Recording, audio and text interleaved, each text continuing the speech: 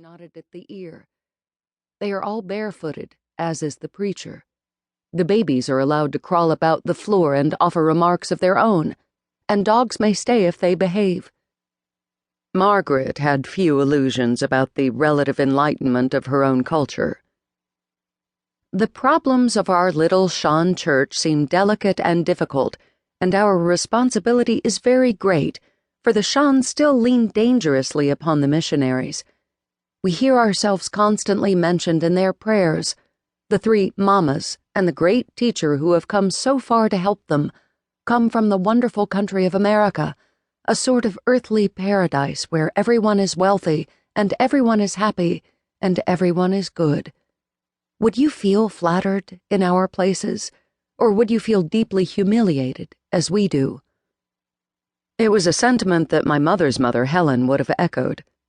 She was drawn by the social gospel of the time, seeking justice and an end to war through the teachings of Jesus.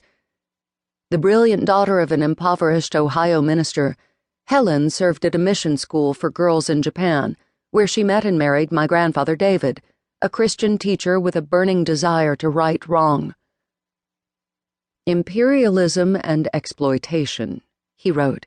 Spheres of influence, trade barriers, unequal distribution of the world's goods, starvation in the midst of plenty, slums with gold coasts next door, poverty supporting luxury.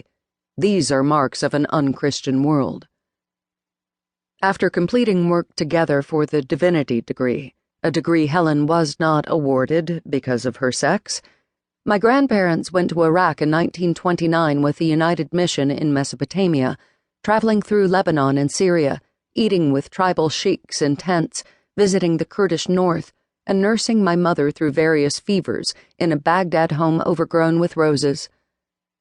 One of my mother's first memories was of lying in her crib, listening to the group of British and American missionaries stationed in Baghdad, singing the hymn of their calling. Shall we, whose souls are lighted with wisdom from on high, shall we to men benighted the lamp of life deny? In the baby book she kept for my mother, Helen wrote the homey details of daily life amid the exotic. You were thrilled at eating dinner in a Mascus hotel and sleeping in a big bed. The next morning we started on to Baghdad, where our new home was to be. It was a miserable trip, 31 hours in length. During the 2 days of our stay in Damascus, it had rained almost continuously. Sometimes the desert becomes almost impassable because of rain, and often cars will get stuck in the middle of the desert for 2 or 3 days, or even a week. We set off with trepidation. Returning home, the young minister and his wife took a church in Baltimore and began to integrate it. As difficult as it may often have felt to be a missionary in a strange land, it was unspeakably harder to anger and disappoint white Americans of their own class and background. But they persisted, moving to Missouri, then New York, joining with the prophetic left wing of the American church in a battle for civil rights that would last their lives. Both sets of grandparents grew more firmly rooted in the ecumenical movement, fighting the conservative and evangelical forces of their day.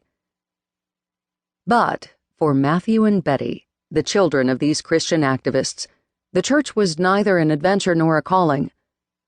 While my parents cherished memories of stars in the desert, elephants, tropical rainstorms, and dates, the repressed, small-town American churches both families returned to when their children were young were suffocating.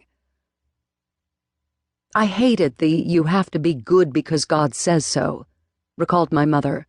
I hated being preached at. Everything was about guilt.